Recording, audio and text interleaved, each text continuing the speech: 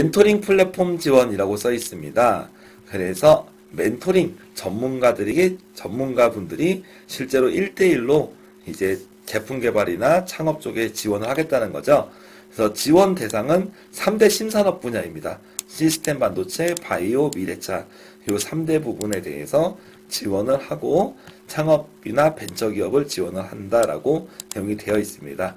그래서 3대 신산업 분야 쪽에 적극적으로 멘토링 등을 통해서 지원을 하고 향후에 이 멘토링 플랫폼을 통해서 또 우수한 아이템들은 R&D 사업이나 투자 융자 등 다른 사업에도 지원을 하겠다는 것이죠. 넘어가겠습니다. 54번 신사업 창업사관학교입니다. 신사업 창업사관학교는 소상공인, 우리가 흔히 아는 점포 창업 쪽을 좀 보시면 될 것 같습니다.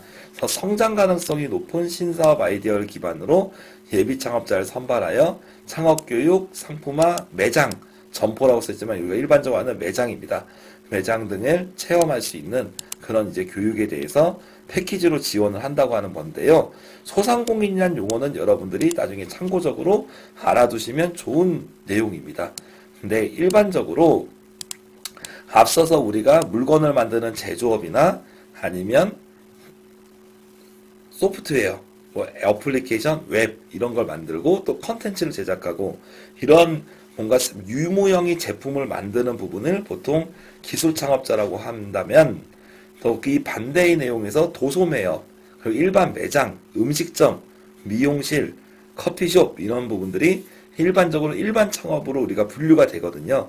근데 소상공인이라고 하는 거는 약간 좀 일반 창업 쪽에 좀 가까운 느낌을 갖습니다. 다만 소상공인은 뭐 기업 채용 규모가 좀 뭐 5인 이하, 10인 이하로 아주 근로자 수가 적고 아직 회사가 규모가 작은 것도 소상공인이라고 봅니다.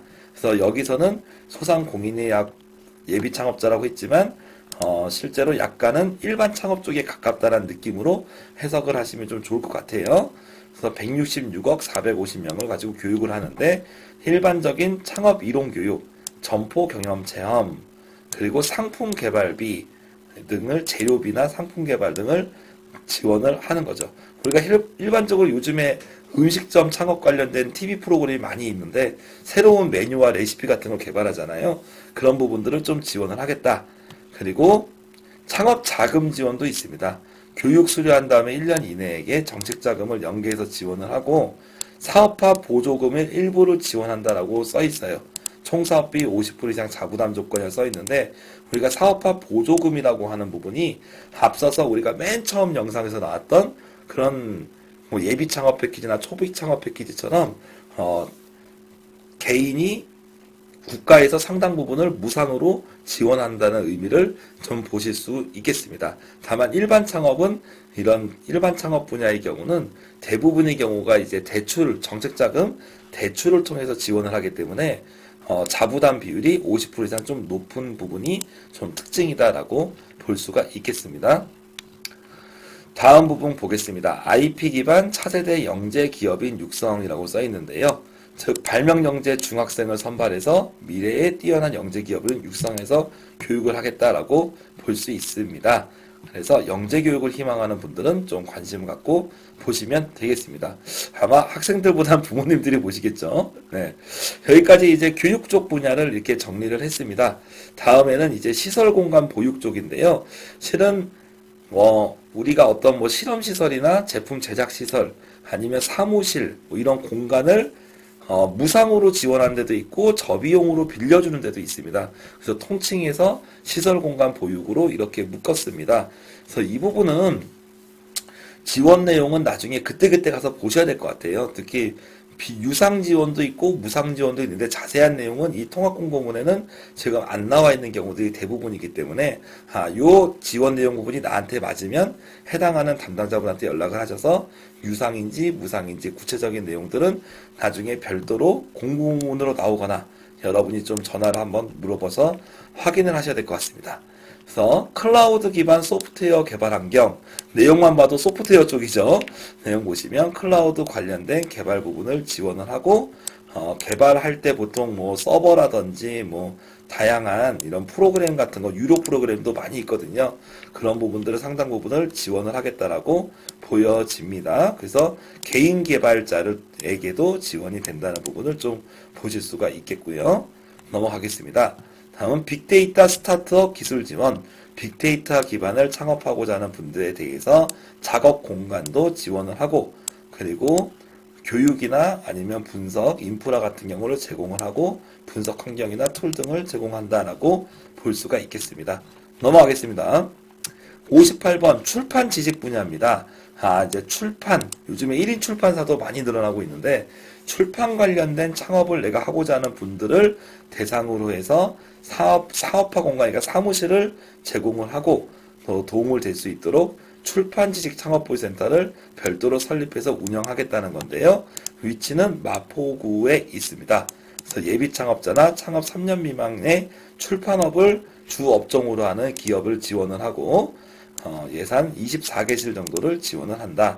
임대료 지원 등등이 써 있습니다.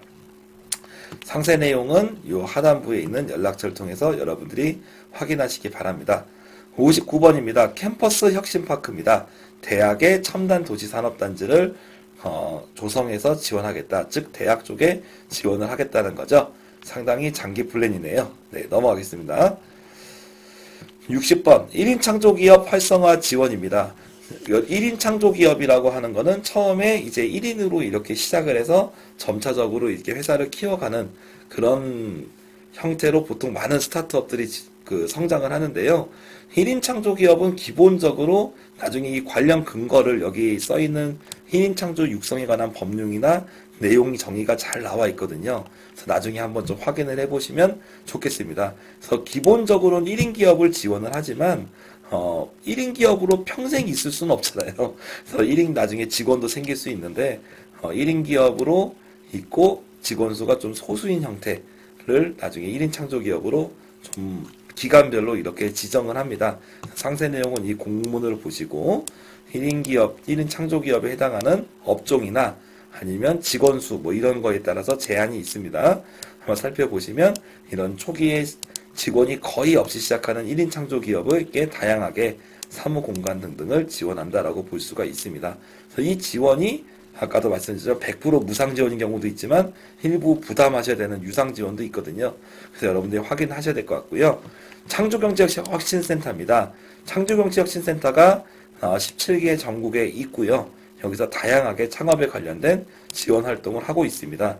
내용을 보시면 멘토링, 창업교육, 투자 유치, IR, 창업경진대회, 네트워킹 등을 지원한다고 써 있는데 이 창조경제혁신센터는 지역별로 운영을 하고 밑에 보시면 홈페이지가 있거든요.